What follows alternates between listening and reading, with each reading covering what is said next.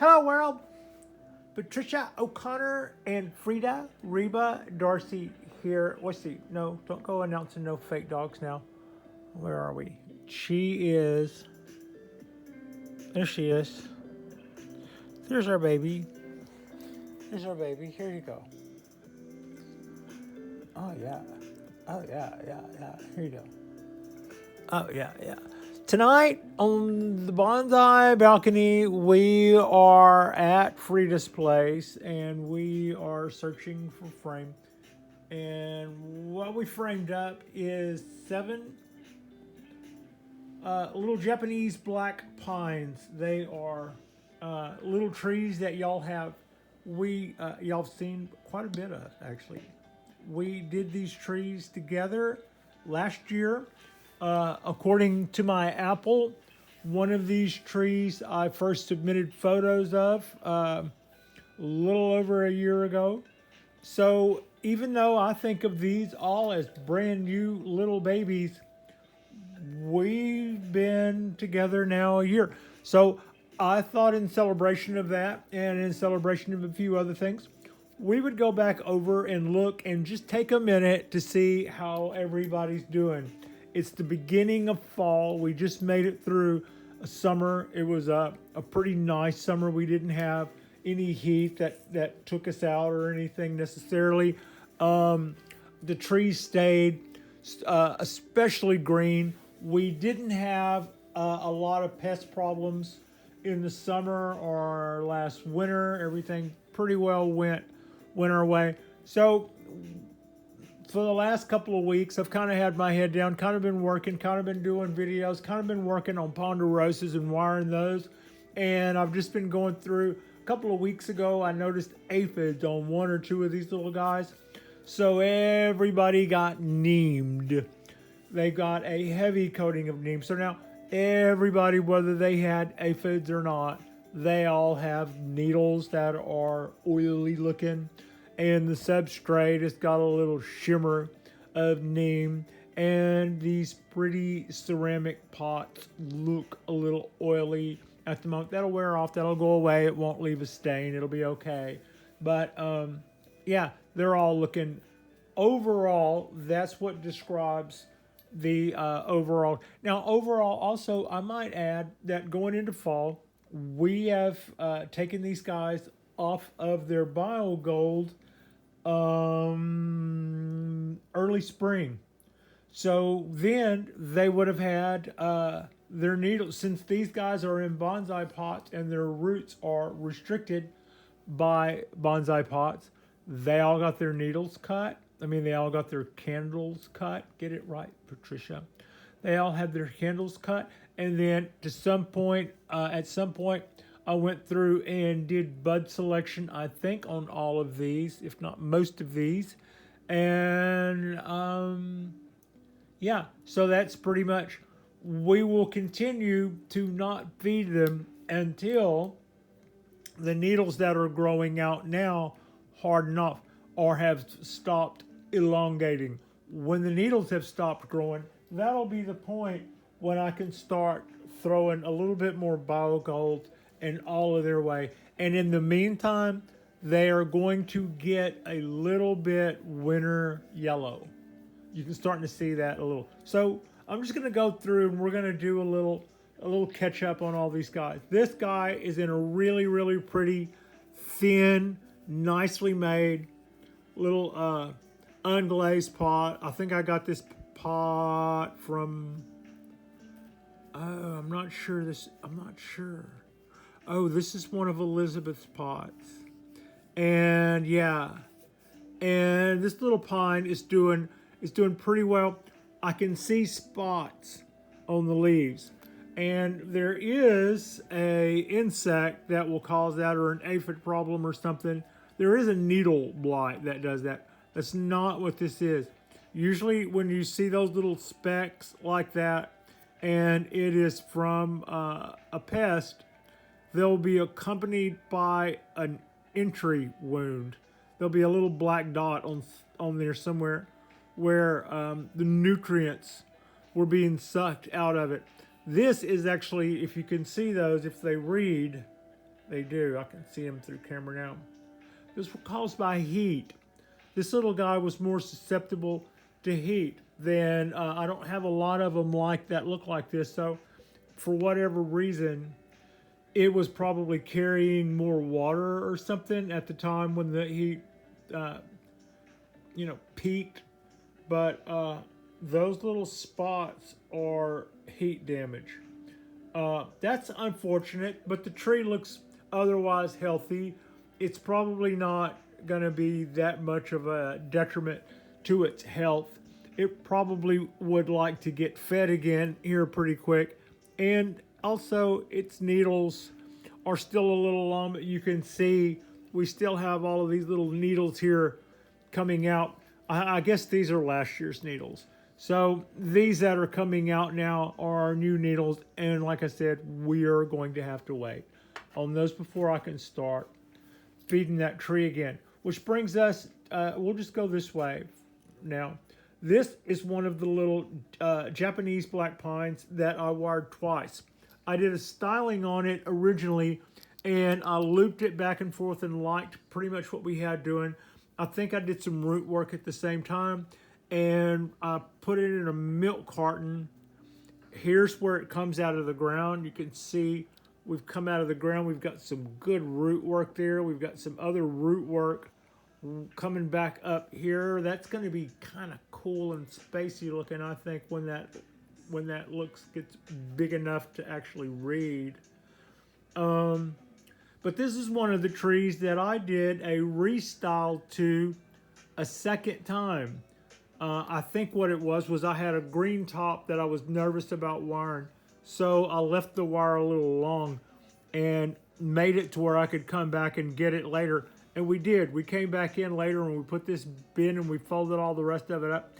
And it went from like one of the lesser ones to, I thought, one of the better ones. So I then circled around and did a repot. And even though we did a repot, we didn't cut anything on the roots. So you could say Pat is pushing her luck. She did a pretty heavy fold and bend and a repot.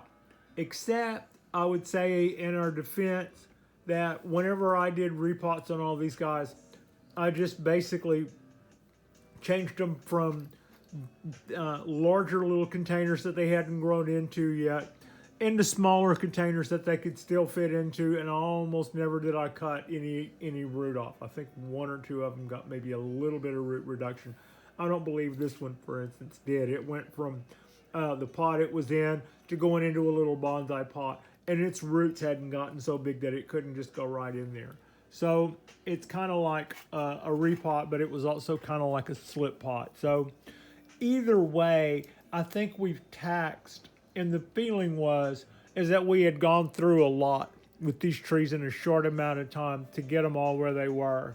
And that as far as the rest of the thing we were going to do from that point on was just try to maintain them and keep them all happy and keep them all healthy, and just try to gauge how they were doing and act accordingly.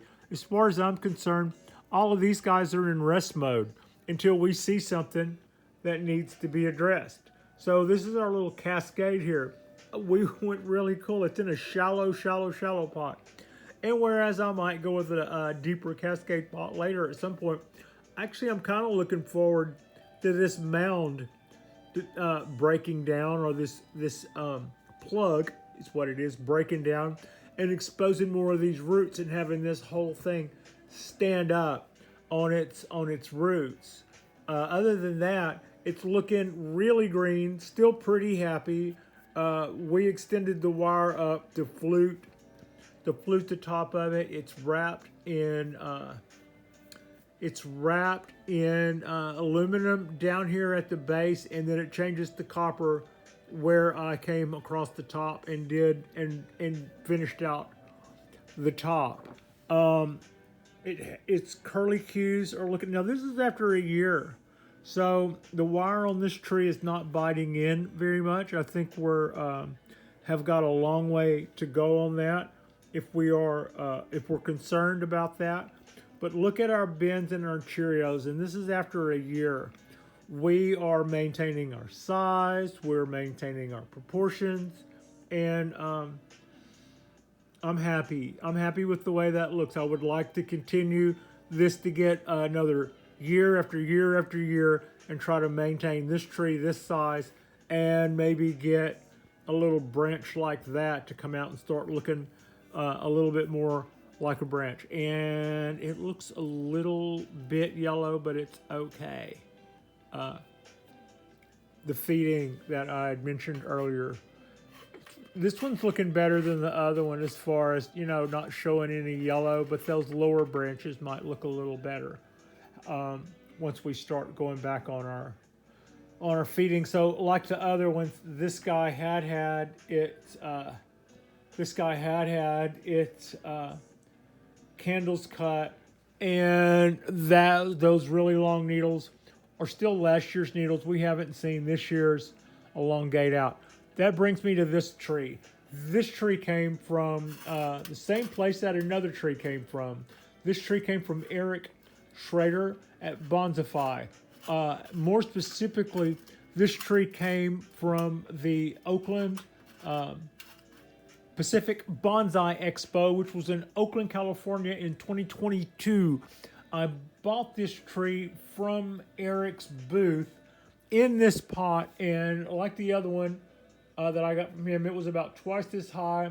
It made a little spiral up, and I pushed it down and chopped it in half. And then this past year, we did a candle cut, and we've already done, we did a candle cut, candles, and we've already done a little bit of bud selection with this guy. And it was right in there close to the guys that had aphids. So I don't think I had anything with that guy to worry about, but it got the most of the cleanup. It got as much spray from the, it got neemed like everything else. I noticed that this soil on the top actually felt a little crunchy from the neem.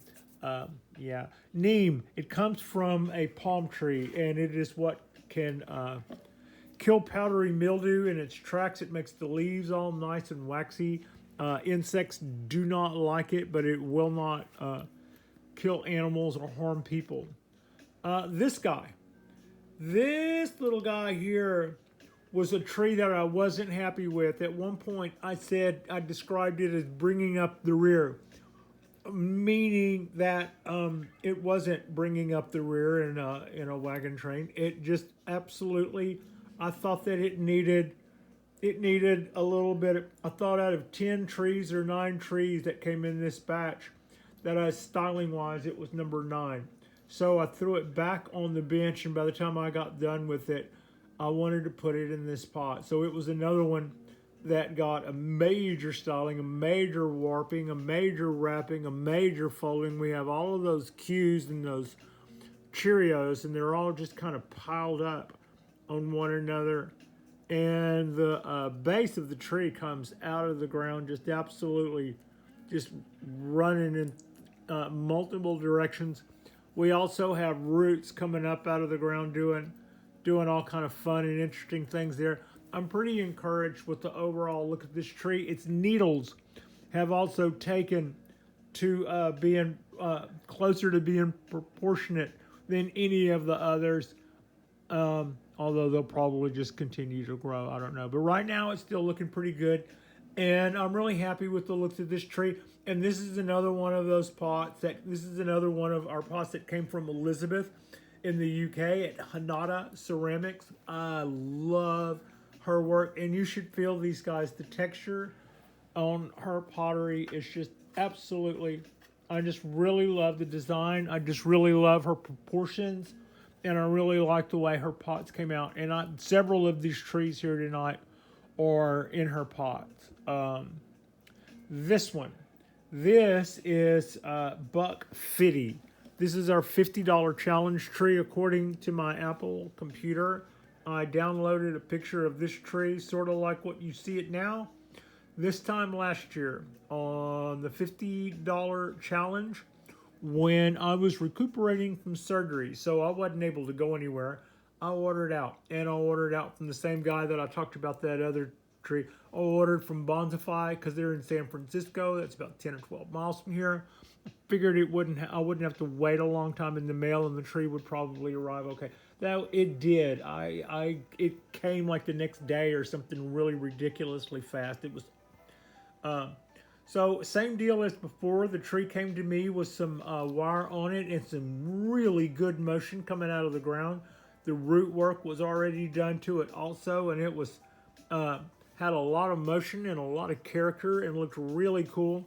So I bought the tree, and then I bought the pot, and then I combined the two and used some of the substrate that I believe. No, I used some of my own substrate. I already had some substrate, so um, I came in at $53 on the $50 challenge because I had everything mailed to me. And like I said, according to my computer wanting to show me all the good times we've had this past year, uh, we did this a year ago. So yeah, and we did some of these guys before that. Um, and then some of the others we did not too far after that. So most of these trees that you see were our 2022 trees. This little guy here, this is our wabi sabi. Uh, it is peanut, and ooh, let me see if I can get that guy in focus. You can see it's wet with the neem. Also, the pot is a little extra shiny, but this little tree didn't seem like it suffered from anything, and it's looking really good. The trunk comes it's got roots that go from here all the way across, and the trunk kind of runs along the ground. I'm probably on a repot. I need to raise that up a little bit so that you can see that we actually start back over here before we go over here, and then it comes up and comes down and hoops back down, and we have our wires are digging in. Yeah, I think you can see that. We have a little bit of wire digging in there. We're going to have to make a decision as to whether or not we want to do that or don't want to do that. I'm thinking for the most part, I don't. However, I do know a cool trick I like to do with that. I kind of like to take some of these wire scars and some of these trees and turn them into some sharis. I want to show more about that, and I want to practice more with that. Maybe not with peanut, but yeah. Take a wire scar and then let's just carve one side of it and see if we can make it look like a really cool shari. And also, don't carve it all the way around the tree because we're not going to cut a line all the way around the tree. We're just going to do the part of it like wherever you see it visually. That's where you kind of got it going on. So that's our lap around there. I'm just loving the way all these guys came out. I didn't know going in what they would do, whether or not we would be able to keep their proportions. But so far, after 8 months for some of them, a year for others, a little over a year for some more, and we haven't gotten anything that's gotten out of hand or done anything that we couldn't handle. So far, I'm able to keep these guys small. I'm able to keep their proportions. They can get fat, that's perfectly fine. If they get fat, that's encouraged even. I'll look forward to putting more motion in this guy. This branch here just now lend itself to wiring. I'm looking forward to putting a little bit of wire and putting some motion into that. Yeah. These trees have just been a real joy. And the thing about it is we have like 1 or 2 years in them, and everything that happens on a tree this small is just more drastic. It's almost like 2 for 1. The years when you're talking about a smaller tree. No, it'll still take 10 years for these guys to get bark because they're pines. But as far as the shapes, as far as proportions, as far as the bends, all of that other stuff that says age, we can do that and get our needles in shape probably in like 4 years. And then they could have been that convincing in their form, in their size, in their shape, and in their silhouette for that long before the bark ever comes around. And then that just knocks them, that'll just knock them out of the ballpark. So yeah, I'm pretty excited about our first year. I'm also pretty excited that we got some good news yesterday morning. This is our first video back since we got asked to join YouTube yesterday morning, and that means for us, I don't really look for that monetization. I think if you're doing bonsai videos on the homespun front, it's never going to mean a cup of coffee's worth the income. But what it will do is it will increase your traffic and will cause you to grow. And we do this for you, and we do this because we enjoy bonsai, and we enjoy recording bonsai, and we enjoy making videos, and we enjoy making bonsai trees. So I enjoy this process as much as I enjoy the balcony itself is my art project, and these trees are my art project, and this channel is my art project. And I never expected to do anything but dole out my own nickel to make any of this happen. So it's probably the kind of thing that'll never round a corner and do a return, but that's not why we do it. We do it because we like doing it and we want to do it better. And we are making grounds, and we're making moves, and we're growing just fine. Thank you so much for watching. I appreciate you, and my little sacked out princess Frida appreciates you. And our next drop, we will go out on the balcony tomorrow in the sunshine and talk a good talk about something that's going on. I have a ponderosa here close that we will probably put some circus bends into, kind of get back into that swing again. I know I threw y'all all a curve when I left one perfectly straight, but we've done 20 seedlings just in black pines, and so far another 6 or 7 ponderosas. And I finally just decided, hey, we'll have one straight one. And now that I'm thinking about it, that'll probably be the hardest one, because, these you grade on a curve. And what do I mean by that? I mean, they're really, really curved. And you can either say you like the curves or you don't like the curves. But the other one is supposed to be absolutely straight and convincing. And if it isn't absolutely straight, and at the, like a specimen, and at the same time, if it isn't absolutely convincing, it's a big old fail. So in a lot of ways, that what I nicknamed the formal uptight, which is actually my name for a formal upright, may be the biggest challenge of all, especially coming from a ponderosa. But ponderosas are good wood, and I think that tree will have just as much potential as anything else, and it'll be an interesting journey. So that's kind of what's going on there. Thank you so much for watching.